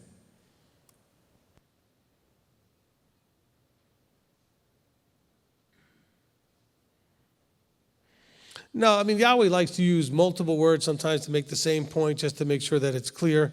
It's adding and it's deepening the thing. He says, look, if the entire congregation of Israel strays by mistake, and the matter has been hidden from the eyes of the assembly, okay, so the saying is like that, so people have not noticed it. And of course, the assembly could be looked at possibly as the elders and the leadership, but just the idea that the congregation, there's something that was done, here's the key, that they weren't aware that they had done that was wrong. And by the way, we don't see that in terms of making sense at this point. They're all being taught all this stuff. But we know from Scripture, there's time periods in the future from this point, not the future from where we are now, but after this happens, where they lose touch with the law. They lose touch with what's right and wrong. And they're going to do a bunch of stuff they didn't realize they didn't need to be doing. And then they reestablish a bunch of stuff. And we read about that and the excitement of when they find the book of the law and they read it and they realize, oh, wow, we need to be doing a bunch of stuff we haven't been doing. And so there are things to do at that point. Okay? There's things to do at that point. Okay, you reminded me of something, though. But it's in my other notes, and I forgot to transfer it to the new notes. Okay? The offerings, if you notice this, the offerings were adjusted based on financial status. If you could not afford a bull, you could bring a ram. You couldn't afford a ram, you could bring some birds. I mean, it was just a way, there was like a sliding scale, I guess. Like, there are businesses that will have a sliding scale based on your financial status. Okay, now bear in mind, you had to bring the highest possible thing you could do. You didn't bring the birds if you could bring the bull. Okay? And it's not clear from the scripture how that gets decided, but I'm sure it was decided by the leadership who knew you and interacted with you and said, well, because look, if you're wanting this to work, hedging on it and bringing something that's not right gets you into a Cain and Abel problem. Okay? Bringing the wrong sacrifice. So this was a big deal not to make this mistake. Then you'd have to make another offering because you made another mistake. You didn't want to do that. Okay, but here's the cool thing. If you look in Luke chapter 2, verses 22 to 24, let's just go there for a second. By the way, I was putting this together today and having a discussion with my wife as she was putting this together for the Parsha Pearls, and she brought this to my attention, so I want to give her some credit with this. Rebbitzin is really good at this stuff. Okay, so in chapter 2 of Luke it says, and when the days of her cleansing according to the Torah of Moses were completed, this is Miriam, okay, because verse 21, and when 8 days were completed for him to be circumcised, his name was called Yeshua. All right? And then when the days of her cleansing were completed, according to the Torah of Moses, they brought him to Jerusalem to present him to Yahweh, and as has been written in the Torah, every male who opens the womb shall be set apart, set apart to Yahweh, and to give an offering according to what it said, a pair of turtle doves and 2 young pigeons. Now, if you go to Leviticus chapter 12, now I know we're not there yet, but it kind of works into this. Leviticus chapter 12 and in verse 6, okay, it says, and when the days of her cleansing are completed for a son or for a daughter, she brings to the priest a lamb a year old as a burnt offering, and a young pigeon or a turtle dove as a sin offering to the door of the tent of meeting. But it says in verse 8, and if she's not able to bring a lamb, then guess what? 2 turtle doves and 2 young pigeons. So now we know the financial status of Miriam. You see how beautiful it was? Now, people reading Luke, if they don't understand Leviticus, have no idea how wonderfully, beautiful the connection is there. This is exactly what Torah says to do. And we also now know that she didn't have the ability to have the lamb. She only had the 2 turtle doves and the 2 young pigeons. Okay? So that's matching up Luke 2, 22 and 24, and Leviticus 12, 6 and 8. Okay? So, and I got to remember to add that to my other sheet because I forgot it over there. So, actually, I'm going to have to just remember to do it because it's too much to write. I'm looking at my thing here and wrote too much. All right, go ahead. What else you got? Okay. Mark wants to know Leviticus 5:2. What is the unclean matter on this verse which applies to us today?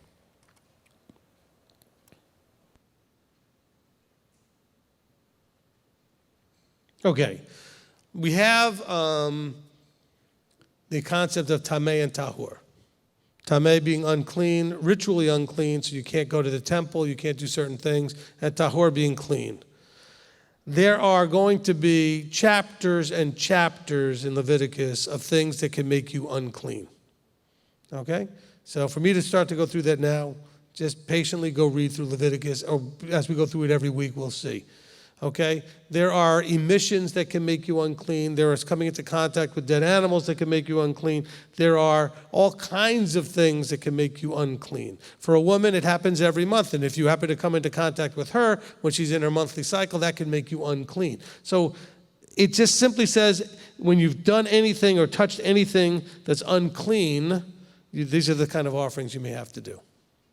Okay? But that's a very broad subject. I mean, there's a lot covered under the idea of tameh. But that's the word there that you're looking for, is understanding something that makes you tameh. All right? Okay, on chapter 5, verse 4, Anonymous would like to know, clarity on this verse would be appreciated. So if someone swears to do good and somehow doesn't realize they do it, are they guilty? Or is this the focus mostly speaking carefully, not being rash? No, you just have to put $1 in the jar. No, look, it's both of those things. Look, the main thing is that, again, what did I tell you all of these chapters are about? An awareness of your behavior. So now here in chapter 5, he's saying, look, you have to be aware of when you swear, or when you speak rashly with your lips, or do evil, or to do evil or to do good. Whatever it is that a man swears rashly with an oath. Now, the key word is, and this, look, I'm going to tell you guys, this is something I've taught you over and over again. We're going to connect it to this verse. You need to stop your mouth when you're in a negative emotional place, especially when it's a strong negative emotional place. And that includes the fingers as well. Do not pick up a phone or a computer and start typing. It's the same as it coming out of your mouth. We just have new ways to communicate. We take our technology and it's still coming out of our mouths. I do not know why every one of you, not every one of you, but every one of you that does this, okay? I have no idea why the first place you go when you're PO'd, or whatever word you want to use, is Facebook. And you have to post something that directly or indirectly, but the person should know that it's them, blasts somebody or something. If you're not posting something happy and joyful and praising and wonderful, stay off. Nobody needs to see your dirty laundry on Facebook. And by the way, this is a problem here. You are going to be doing all kinds of lashon hara. You're going to be doing nothing beneficial comes out of that. You know what? It's ancient. It's so trite. It's so played. But if you can't say something nice, don't say anything at all, right? Every one of you was told that as a kid by a parent or by somebody. You know, if you can't say something nice, don't say anything else. But that should be a rule on Facebook, Twitter, texting, everything, because people vomit all their garbage, vile, whatever stuff.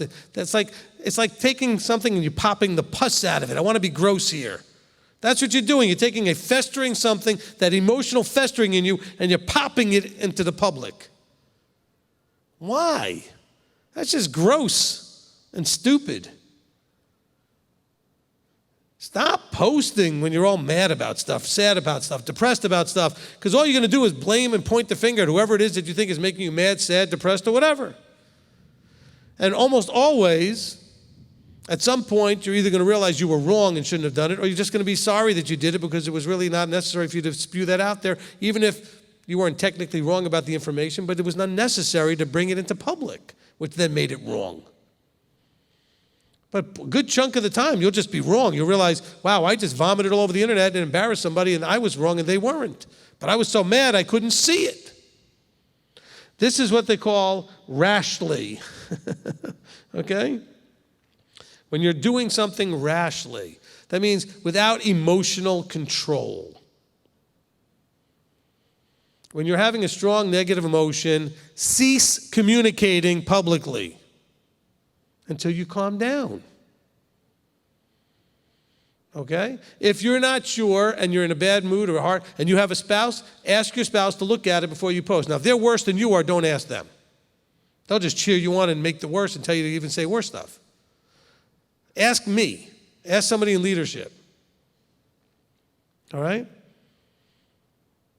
Okay, in my house, not that anybody in my house has that problem, but I tell them, look, before you post anything, if you're not in a good, then you let me look at it before you post it. Not because anybody has that problem necessarily in the house, but that's just a rule we just set when this stuff was going on. Hey, as a safety net, before you post, not every post that everybody makes, but hey, if you're you're upset about something, and you think you want to respond, or somebody posted something and sort of ticked you off a little bit, and you want to post something back, don't post it. You could type it out. Don't hit send. Make sure somebody reads it. Maybe you should read it and go, how am I going to feel about this post next week? Because right now you're thinking, ooh, I'm giving it to him good. But how's it going to make you look ultimately? Okay? Is it your job even to do it? Is it really your position? Oh, but you don't know what they said about me. Well, that was their fault. They got to own that. Why do you have to make it worse by owning, letting them publicly attack you? Then you have to I've been attacked so much in public, you haven't seen me attack any of them back. Okay? I haven't made any posts to go against any of the stuff that's happened to me in public. Other people do. I don't know. It's not necessary. If people can't see what's been going on and what's happening for what it is, Abba will work with that. You don't need to clarify it for everybody. So back to this offering here in chapter 5 and verse 4. Okay? So what that person said, exactly both of those things. Okay? I can't remember what it was, but I agreed with both points. They're both involved in that place. It's about an awareness of inappropriate things and overstepping bounds. It also has to do with, when you make an oath to do something, well, guess what? Now you've obligated yourself to something. Now you got to own the obligation. And then you find yourself obligating yourself, and you go, man, that was dumb. Well, yeah, it was, because you were in a rash place. When you're anything that's in a place where you're angry and upset or depressed or frustrated, then you're going to make a rash decision. I don't know, if you're more than like a teenager, and even as a teenager you probably should know, but if you're an adult, you've made rash decisions in your life. And you know how many of those went well? 0. Okay. 0. Nothing. That never goes well. Okay? And so that's not worth the price.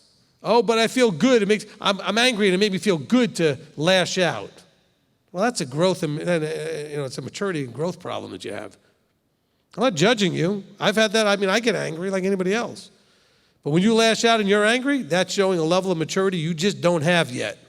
I have that t-shirt, so don't think I'm judging anybody. All right? But you should immediately, and I try to do that right now. I lose my temper plenty, and I almost immediately will go to that person and say, I am sorry. I know it doesn't take it away, but I've got to fix this. I've got to work on not losing my control of my emotions. Own it and own it quickly. And the more you own it quickly, the more people will see you're really working on it.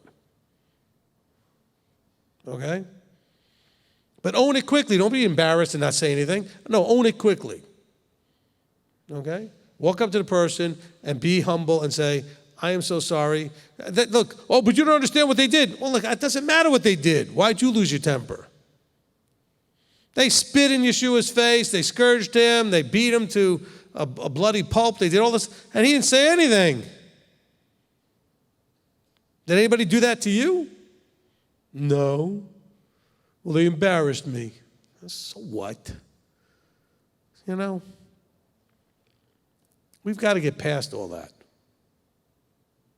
Just because something comes into your awareness of your 5 senses doesn't mean you have to be involved in it too, because some of it doesn't have anything to do with you, and you get offended for other people. That's even dumber than the first one. I'm really just on a roll. See, we're almost at 10 o'clock, and I'm just getting riled up here. Go ahead. Well, I want to thank you for that, because I think we all need the reminders about negativity, especially on social media. I see that a lot. It reminded me of what Les Brown says. He talks about 90% of people don't care about your problems, and the other 10% are glad it's you. There you go. All right, David would like to know, on 5:13, 16, and 18, as well as 6:7, they all say there's forgiveness of sin. Sacrifice was able to bring forgiveness of sin. Of course, Christianity would argue it could only cover up the sin. Can you clarify? I think I did that earlier. Oh, did you? Okay. Yeah, I said, look, the only difference that Christianity doesn't understand is that Yeshua didn't forgive sin this way. He did the thing that this didn't do, which was forgive the consequence, which was the death penalty, okay? If you came into covenant, if the blood was applied to you, if you were able to endure until the end, blah, blah, blah, blah, blah, which all the other teachings explain all that, then it's the consequence, which is death, that is dealt with, okay? That's the big difference. And we explained that in the teaching like a couple weeks ago. All right, so. Okay, we have it in focus. It just was put out about that. Okay, what was it called? Whatever it did, we still need? Okay, there you go. So we have it in focus. And you're all thinking, well, how come you didn't know what that was, Rabbi? Because Marty just makes them and I just trust him. I don't know. He puts them out. I don't go on these things. I stay away from social media and everything else. All right? And so that's, really, really important. And there was something else I wanted to add, and then you asked a question and I got distracted. But, I know what I was going to say. Look, when it comes to these things that you're putting out there and you're in a negative place, think about the most important thing. Really, the most important thing is anybody, this is important, is anybody that actually loves you going to buy into whatever it is that you're all upset about? And if the answer is no, why do you need to set it straight? Oh, but all these other people, well, who cares what they think? They don't love you. They don't know you. Why do you care what they think? I got a lot of people saying all kinds of stuff about me all over the internet, but the people who know me and love me, they're not fazed by it at all. So why do I care? I mean, think about that. Because if the person really knew you and loved you, they wouldn't buy whatever stuff is out there that's being spread about you that you know is not true, or whatever it is. That's a key point to ask yourself. This thing that's upsetting me, is anybody that really knows me and loves me going to buy into it in some way? The answer is no, then leave it alone. All it does is embarrass them, not you. Okay? It shows who they are. Your response is going to show who you are. By not responding, you show a lot. By responding, you show a lot. Okay? Go ahead, next question. Good. So good. Let me know if you've answered this one. Whiteside says, why are some sheep male, some female, and sometimes it doesn't matter? It's one of those chukim. It's his choice. He tells you what he wants. Okay, just a couple more. Radiston had a question. Technically, should we still sacrifice animals, and if not, why and where does it say? No, look, the only reason we don't do any of this stuff is because there's no temple, no priesthood. They kept doing this all the way till the temple was destroyed in 70. You have in the book of Acts, you can see many times where it's obvious that they're still doing it. They're still going to the temple, they're still making the sacrifices. It did not stop. When I say they, I mean the disciples, the apostles, etc., the followers of Yeshua, they did not stop going to the temple after he died. They stopped when there was no temple to go to. Okay? Thank you, sir. You're welcome. Thomas would like to know, the half shekel, does this still count as an offering? The half shekel had to do, again, specifically with the temple. And it was measured by the half shekel that was actually kept as the measurement in the temple. So we don't have either of those. Okay. Elena would like to know, the tabernacle is a mirror of what's in heaven. Are the first three offerings also being done in heaven? Who are doing them? Is there a priesthood with the same roles? Okay, so now I got to swim up against the Adventist stuff. Okay. There are not overtly open verses that say that everything is being mirrored there that's here. It does say like as heaven as it is on earth, but it has to do with authority, etc. So I don't know what's going on there. This is built after the pattern of what's already in heaven. But as far as the literal one-to-one about everything, it doesn't say. So I don't know. But I know a lot of that comes from, I'm not saying the person who asked the question is Adventist, but that's a big Adventist sort of the protocols and the positions has to do with the tabernacle and how it mirrors things and everything being type and shadow what's going on in heaven. You don't need to worry about that. Just understand that I know it's very important to them. I don't think it's important to you. Because two things. One, it has nothing to do with your walk. And the second thing is there's no way to utilize it at this point because the temple doesn't exist. There's no priesthood. And by the way, when there is a third temple, there will be a priesthood and we'll all know exactly what to do then. But for right now, these are not issues. Okay? That wasn't an attack, by the way, on the Adventists or on that person, but this is the kind of stuff that comes out. The different groups of people obsess on different parts of Scripture. This is one of their obsessions, the temple service and the temple and those kind of things, and certain things in the Revelation and eschatology are very, very important to them. And so I know sometimes when I'm running up against a Baptist thing, when I'm running up against an Adventist thing, this is more of an Adventist thing as far as I'm not that well versed in all the denominations, but this, for those who've been through Adventism, I think I'm getting some nods that that's where that's from. Okay. Okay. A couple more if you have time. Last question. Okay, good. Actually, so That works because we're almost 10 o'clock. okay. So, and you may have answered this. I'm not sure. Randall would like to know if there's any significance to the type of animal used in sacrifice and when. How did they know if the animal was perfect when it was called for? Okay, so I can answer the second question. The first question, again, is a hukim. I mean, we don't, necessarily without just completely randomly guessing why different animals. But besides which, if you couldn't afford it, you were allowed to have different options to scale down to a less expensive animal. So obviously, the specific animal was not as important. But there's, sometimes it's one of something, sometimes it's two of something. Sometimes it's, three different animals. One of this, two of those, one of the, whatever it is, different things because he said so. I know nobody liked that when your parents said it, but that's the way Scripture works. The ultimate Father of all things says, because I said so, and that's all we need to worry about. Okay? The second part had to do with, what was the second half of the question? Oh, the blemish part. Thank you. Marty remembered it. Okay? Look, it had to do with being unblemished. You're looking for an animal that was without mark, without blemish. Okay? And so they understood what perfect meant. Okay? And again, we don't have this quite understanding, but if there were priests that had the decision, they would make sure we understood what they were looking for. All right? Okay? But most of us, from the time we were little children, okay, we were able to take something and examine it and look for the blemish. Look for the scratch, look for the mark, look for the stain, look for the discoloration. We know how to look for blemishes.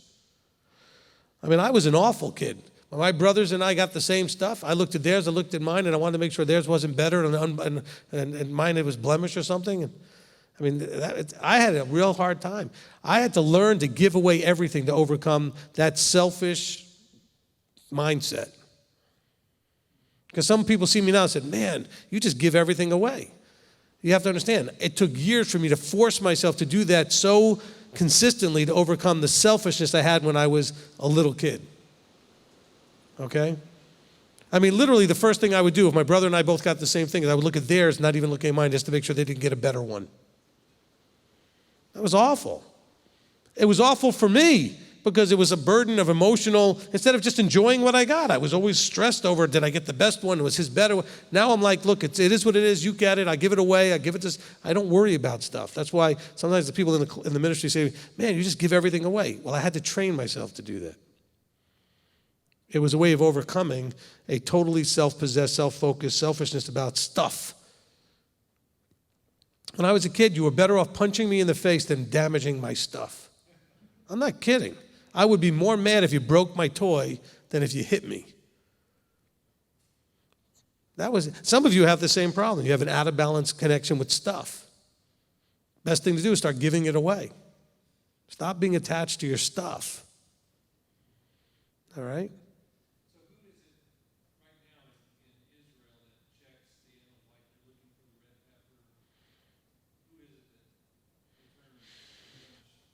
Okay, so Marty was asking, so who is it now in Israel that's checking, because they're looking to start the temple up. They've been doing that for years and years and years. But who's the one that decides when they find a red heifer that it's unblemished and it's the right one to use to what they're going to need, because you're going to need the red heifer to do that.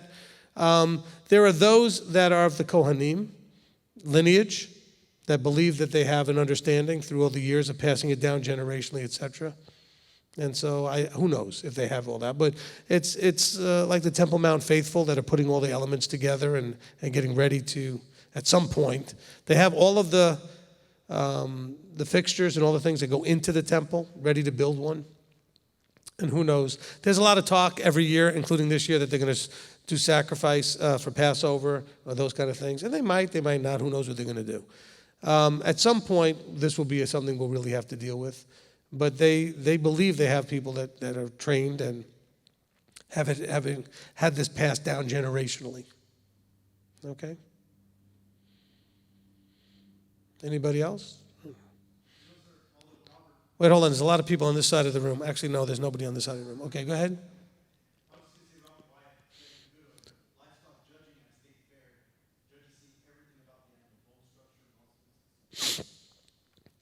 Oh, okay. If you go to like a livestock place at like a state fair where they have livestock, and the judges there who are judging, for the prizes and stuff, they know how to judge the bone structure, the muscle structure, the way the skin or whatever the different stuff is. They can judge all those things, and so they know how to do all of that. So, it's just taught generationally. It's passed down.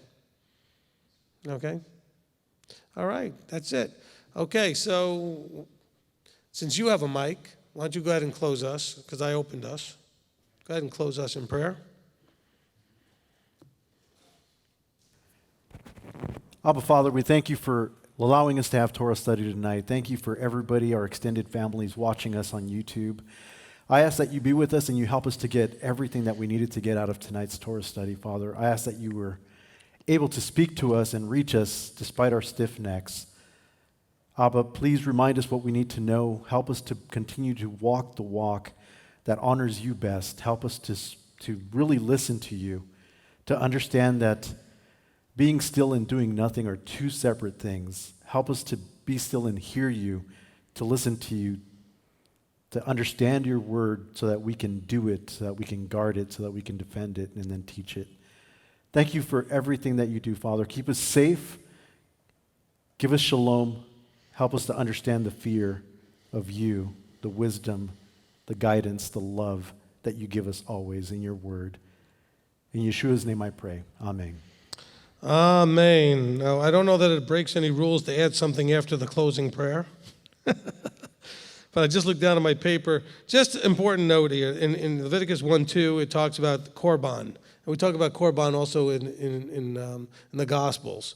Okay, so Korban, which is the word translated as offering, it has the idea of coming, it comes from the root word karav, which means to draw near.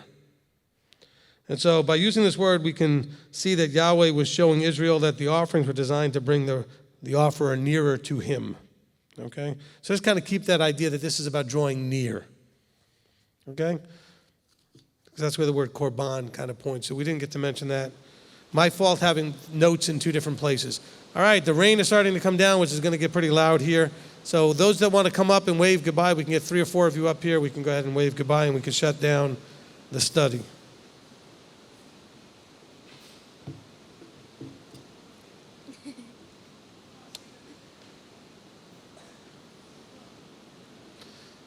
That's my daughter. I could be less than 6 feet. Social distancing. Get in here.